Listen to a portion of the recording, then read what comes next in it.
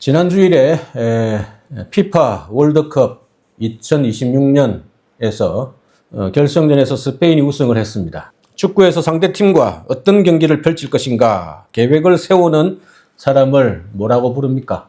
감독이라고 합니다. 감독이 하는 일이 뭡니까? 상대방 팀이 어떤 장점과 어떤 당점이 있고 어떤 선수가 뛰어나니까 우리는 어떻게 공격을 하고 수비를 해야 하는지, 전반전과 후반전을 어떻게 하고 한 골을 먹었을 때는 어떻게 하며 반대로 한 골을 넣었을 때는 어떻게 해야 하는가, 이런 전술과 전략을 짜는 사람을 감독이라 합니다. 선교에도 마찬가지입니다. 선교에도 전략이 필요합니다. 사도 바울은 예수님이 주신 위대한 사명, 즉 복음 전파라는 골을 이루기 위해, 넣기 위해 그냥 무작정 달려간 게 아닙니다. 분명한 전략을 가지고 움직였습니다. 오늘 본문에 나타난 사도 바울의 선교 전략을 배워서 우리 삶에 적용하고자 합니다. 사도 바울에게 배우는 선교 전략은 무엇입니까? 첫째로 제자 전략, 제자 훈련 전략입니다. 사도 바울과 사도 바나바는 1차 선교 여행 중에 가장 어려운 시기를 보냅니다. 바울이 안전뱅이를 치유할 때 신으로 숭배하려고 했던 사람들이 유대인들의 선동에 돌변하여 바울을 돌로 칩니다. 거의 죽게 되어 내다 버려졌지만 구사일생으로 살아납니다. 이런 일을 겪고도 바울은 위축되지 않고 더베라는 곳에서 선교를 이어갑니다. 오늘 21절입니다. 더베라는 성입니다. 복음을 그 성에 전하여 많은 사람을 제자로 삼고 라고 기록합니다. 이 구절에게 분명히 기록되어 있습니다. 사도 바울이 복음을 전했을 때 복음을 받아들여 믿는 사람을 뭐라고 했습니까? 복음을 전하여 많은 사람을 제자 삼고, 복음을 전하여 받아들이면 예수님의 제자가 되는 것입니다. 이것이 신약 성경이 보여주는 제자의 개념입니다. 예수를 믿고 초보 신자가 되었다가 나중에 훈련받고 헌신해서 제자가 되는 것이 아닙니다. 사도 바울이 전한 복음을 받아들인 사람은 즉시 복음 전파의 축구 경기에 선수로 뛰는 제자 투입이 되었습니다. 성경은 현장에 바로 투입된 선수를 바로 제자라고 불렀습니다. 하나님은 신앙의 연륜이나 훈련의 여부로 제자의 자격을 따지지 않았습니다. 예수님을 나의 하나님으로, 나의 주인으로 고백한 사람, 예수님을 믿기로 결심한 사람은 그 즉시 제자라고 불렀습니다. 사도 바울은 가는 곳마다 복음을 전했습니다. 그리고 영접한 사람을 즉시 제자라고 불렀습니다. 이것이 사도 바울의 첫 번째 선교 전략, 제자화 전략입니다. 이 선교 전략은 강력했습니다. 왜 이 선교 전략이 즉시로 제자가 되는, 예수를 믿자마자 바로 제자인 이 선교 전략이 왜 중요할까요? 왜 강력했을까요? 가장 확실한 이는 동원이기 때문입니다. 모든 신자가 필드에서 뛰는 선수, 제자가 되었기 때문이었으니 빠져나갈 문이 없습니다. 구원받자마자 벤치에 앉아 구경하는 후보로 전락하는 것이 아니라 즉시로 경기장에 투입된 선수가 된 것과 마찬가지입니다. 그러니 사탄이 당해낼 수가 없었습니다. 두 번째는 무엇입니까? 처음 믿는 신자가 되었으니 처음 믿은 그 놀라운 경험이 그대로 살아있는 복음의 야성, 와일드함이 살아있기 때문입니다. 헬라인도 유대인도 주인도 종도 복음 안에서 하나다라는 정말 놀라운 하나되게 하는 능력을 경험하고 제자가 되었으니 생명까지도 바쳐 신앙을 지키는 초대교회가 된 것입니다. 모든 신자가 제자가 되었으니 공동체의 책임감이 강력합니다. 사도들만이 제자가 아닙니다. 모든 신자가 제자이니 공동체가 똘똘 뭉치게 되어 있습니다. 어떤 고난과 핍박이 닥쳐도 능히 견디어내었습니다. 이런 이유로 사도 바울의 선교 전략은 강력했습니다. 사실 오늘도 마찬가지입니다. 예수 믿는 우리가 바로 제자임을 자처해야 합니다. 확신해야 합니다. 우리가 스스로 제자임을 자처할 때 우리 신앙생활의 패러다임이 바뀔 것입니다. 수동적이지 않고 능동적인, 적극적인 패러다임으로 바뀌게 될 것입니다. 우리는 더 이상 후보 선수가 아닙니다. 우리는 예수 믿자마자 필드에서 예수님을 대신하는 대표 선수입니다. 우리는 더 이상 관람하는 관객이 아닙니다. 우리는 예수 믿자마자 하나님 나라의 주역입니다. 우리는 더 이상 평신도가 아닙니다. 우리는 예수 믿자마자 하나님 나라의 거룩한 제사장이다 라고 성경은 말씀합니다. 우리는 자격이 있어야, 신앙생활이 되어야, 오래되어야, 직분이나 능력이 있어야, 훈련을 마쳐야 제자가 된다는 고정관념을 가지고 있습니다. 그러나 성경은 다른 자격을 요구하지 않습니다. 예수 믿는 것만으로 충분합니다. 저는 여기 있는 모든 성도님들과 자녀들이 스스로 제자임을 깨닫고 여러분의 신앙생활에 패러다임이 새롭게 변환되기를 주님의 이름으로 간절히 소망합니다. 두 번째, 사도 바울의 선교 전략은 자립 전략입니다. 사도 바울은 각지에 세워진 제자 공동체인 교회를 그냥 내버려 두지 않았습니다. 가만히 알아서 해라 라고 하지 않고 각 교회에 여러 가지 지시를 했습니다. 21절이죠. 사도 바울은 각 교회의 제자들 중에 장로들을 따로 세워 주님께 위탁했다고 오늘 23절에서 말씀합니다. 여기에 중요한 몇 가지 원리가 나옵니다. 먼저 자립의 원리입니다. 사도 바울은 오늘날의 체인점 교회처럼 지교회를 세우고 자기가 담임 목사 없이 본 모든 교회를 총괄하면서 몇 달에 한 번씩 지교회를 방문하여 설교하면서 자기 손아래 두려고 하지 않았습니다. 각 교회에 장로들을 세우고 자립시켰습니다. 그 다음은 복수 리더십입니다. 장로들이라고 분명히 이야기합니다. 사도 바울은 혼자가 아니라 함께 할 수 있는 복수의 동력자들을 각 교회에 세웠습니다. 다음 세 번째는 위탁입니다. 주님께 위탁했습니다. 사도 바울은 장로들을 세워 주님께 맡겨드렸습니다. 이 위탁이라는 것은 그 손에 올려드리다 이런 뜻이 담겨 있습니다. 좀 이상하지 않습니까? 장로들을 세웠으면 장로들에게 교회를 잘 맡아주십시오 이렇게 해야 되지 않겠습니까? 표현으로 이야기하면 사실은 교회를 맡도록 장로들을 세웠습니다. 그래서 담임 목사를 세울 때도 또는 장로들을 세울 때도 위임식, 취임식 이렇게 이야기하지 않습니까? 그런데 사도 바울은 장로들을 주님의 손에 맡겼습니다.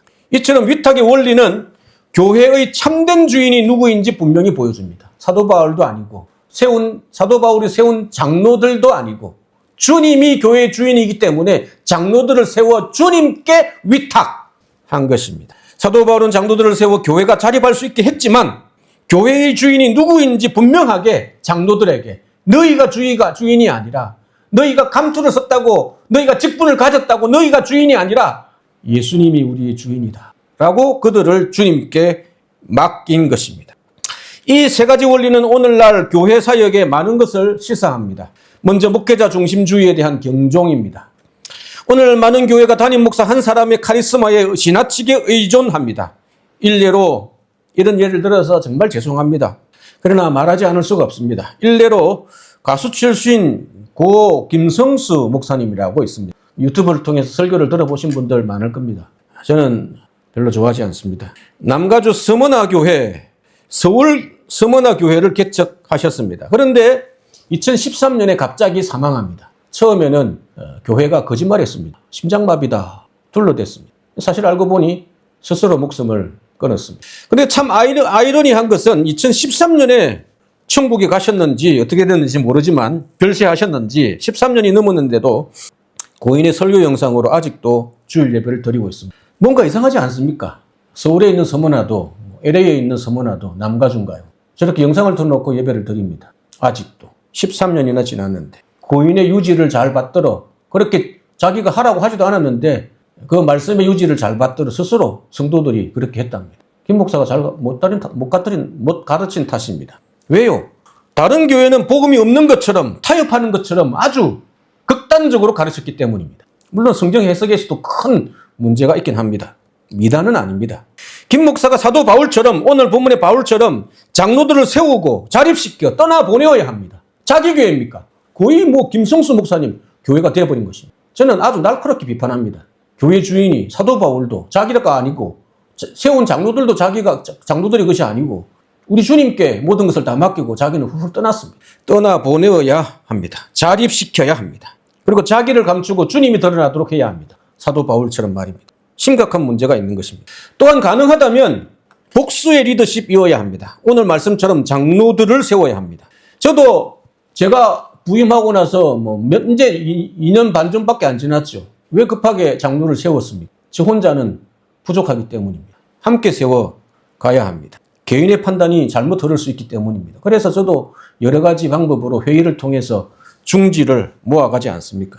서로의 부족함을 보완하고 서로의 장점을 극대화해야 합니다. 그런데 인간이 모이면, 리더들이 모이면 단점을 가지고 서로 공격합니다. 그러면 안 됩니다. 단점을 채우고 장점을 살려주고 서로 잘 이해하고 교회가 긍정적인 시너지를 발휘할 수 있도록 해야 합니다. 그래서 우리 교회가 취하는 복수의 리더십이 바로 장로제도입니다. 이런 구절들이 나오면 꼭 지금 세 번째 설명을 하는 것 같은데요. 오늘날 목회자의 독점으로 장로제도가 그 권위가 떨어지기도 합니다. 그럼에도 불구하고 교회 역사에서 가장 안전한 제도는 장로제도입니다. 교회 운영에는 제가 감독교회와 그걸 교회 정치라고 합니다. 감독교회와 장로교회와 회중교회가 있습니다. 여러 가지 모습이 있을 수 있지만 극단적으로 딱 대표적인 모델을 나누라면 세 가지입니다. 침례교도 들어가 있죠. 침례교는 회중 쪽에 가깝습니다. 감독주의는 교회 대표를 교회 회중이 직접 뽑지 않습니다. 요즘은 한국교회의 감독교회, 감리교회가 자기 교회의 담임을 스스로 뽑습니다. 장로교회를 닮은 겁니다. 진짜 감독교회는 그렇게 하지 않습니다. 위에서 임명해서 보냅니다. 천주교가 하듯이. 그게 극단적인 감독교회이고요. 한국에 있는 감리교는 그 중간쯤 장로가교회. 그래서 극단적으로 되니까 부패하기가 쉽습니다. 권력이 집중되어서 그렇습니다. 반대로 완전 반대에 있는 것은 이런 감독이 불편하다. 이거는 옳지 않다. 어떻게 그게 나오냐. 개인의 성도들의 의견도 자유를 줘야 된다. 개교회에 자유를 줘야 된다. 라고 극단적 자유를 주장하는 것이 회중주의입니다. 회중에게 자유가 있다. 개인에게, 그래서 오늘 설교 전할 사람도 목사 없습니다. 형제교회입니다. 회중교회, 형제교회, 평신도 중심. 누구나 다 안수받지 않아도 검증되었다면 할 수 있다. 이렇게 이야기를 합니다. 설교도 전하고. 그래서 이단의 위임, 자칫 개인의 감정과 잘못에 빠질 위험이 있습니다. 그 중간에 양쪽이죠. 권력이 집중, 권력이 완전히 개인에 흩어져 있는 이 중간 어디쯤에 장로교회가 있습니다. 양쪽의 장점을 살리는 교회입니다. 장로교회는 감독의 장점을 살려서 교회의 질서를 균형 있게 잘 유지하려고 합니다. 그리고 또 회중교회의 장점을 살려 성도들의 의견을 최대한 반영하는 제도입니다. 이 원리를 잘 이해하고 교회사에게 적용하면 건강한 교회를 세워갈 수 있습니다. 그러나 안타깝게도 한국의 많은 장로교회가 목회자의 전횡으로 사회적 비난을 받고 있는 현실입니다. 그래서 저희 교단에서 지금은 은퇴하셨는데요. 조직신학을 하셨던, 교의학을 하셨던 유해모 교수님, 네덜란드 화란에서 유학을 하신 분입니다. 아주 탁월하신 분. 한국의 장로교회를 이렇게 비판했습니다. 태생은 회중교회처럼 되어 있는데 지금 운영은 감독교회처럼 한다. 비슷한 것 같지 않습니까? 설명을 들으니까. 아주 강력한 리더십으로 독재를 하는 장로교회. 그렇지 않습니다. 장로교회는 독재를 안 해야 됩니다. 원래 정신에 충실하는. 감독이, 장로가 사도 바울처럼 장로를 뽑지만 모든 성도가 하나, 같은 신분, 직분은 다를 수 있습니다. 직위만. 모든 사람, 성도들이 차별이 없이 함께 가는 것이 장로교회의 원리, 성경적이다 그렇게 평가하기도 하는데, 그렇다고 감독이나 회중교회가 이단은 아닙니다. 그런 설명을 하기도 합니다. 그래서 방향을 잃은 한국 장로교회 때문에 최근에는 평신도 교회, 회중교회에 가깝습니다. 평신도 운동이 일어나고, 그러나 성경이 보여주는 해답은 교회를 포기하는 것이나 양쪽 극단이 아니라 원래의 장로 제도를 건강하게 실천하고 적용하고 순종해서 가는 것입니다. 오늘 본문에서 제시하는 대로 가르치는 장로인 목사와 다스리는 장로가 함께 건강하게 동력함으로 하나님께서 기뻐하시는 건강한 공동체를 세워나갈 수 있기를 간절히 소망합니다. 세 번째는 피드백 전략입니다. 사도 바울 선교팀은 선교했던 지역, 1차 선교 중 했던 지역을 반대로 돌아서 마무리하면서 1차 선교를 마무리합니다. 그리고 마무리하며 돌아오면서 오늘 두 번째로 살펴본 것처럼 각 지역에 장로들을 세워 자립하게 하나님께, 예수님께 부탁했습니다. 그리고 마지막에 한 것이 있습니다. 무엇을 했습니까? 선교 여행을 마친 사도 바울 팀은 안디옥 교회로 돌아와 보고하였습니다. 일종의 피드백. 우리가 이런 일들을 했다 하고 격려하고 감사하고 함께 나누었습니다. 이 피드백은 선교의 성공이냐 실패냐를 따지거나 잘잘못을 따지는 자리가 아니었습니다.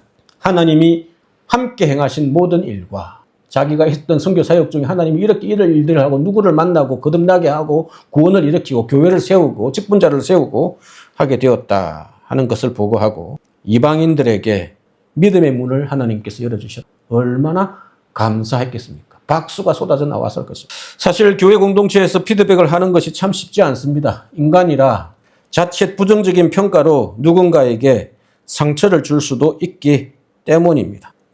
저도 20대, 30대에는 부족한 점과 잘못 또는 실수를 누가 지적하면 참아내기가 참 쉽지 않았습니다. 얼굴에 웃음기가 사라지고 말수가 적어집니다. 인생 2회차쯤 이제 되니 50이 넘어가고 나니 피드백을 밟을 때 약간의 미소는 지을 수 있습니다. 환하게 웃어주질 못하지만 약간의 미소를 지어줄 수 있습니다. 그래도 마음 한쪽은 여전히 아련합니다. 왜 저 정도밖에 이해하지 못할까? 뭐 이런 것들이. 따라서 교회 공동체에서 피드백은 우리의 연약함을 알기에 지혜로워야 합니다. 몇 가지 방법을 제안합니다. 부족함을 찾기 전에 먼저 하나님이 하신 일을 나누어야 합니다. 부족한 우리를 들어 이렇게 하나님께서 일을 하셨습니다. 이걸 기억해야 합니다. 안디옥 교회가 한 피드백처럼 하나님이 하신 일을 하나님의 눈으로 우리의 사역을 바라볼 수 있어야 합니다. 두 번째는 무엇입니까? 사역의 평가에 앞서서 그 사역을 한 사역자의 수고를 인정하고 칭찬, 격려해야 합니다. 그 사역자는 우리가 할 수고를 대신해 준 분이기 때문입니다. 그들의 헌신과 수고와 땀을 격려하시기 바랍니다. 오히려 실패한 사람에게 더 격려해야 합니다.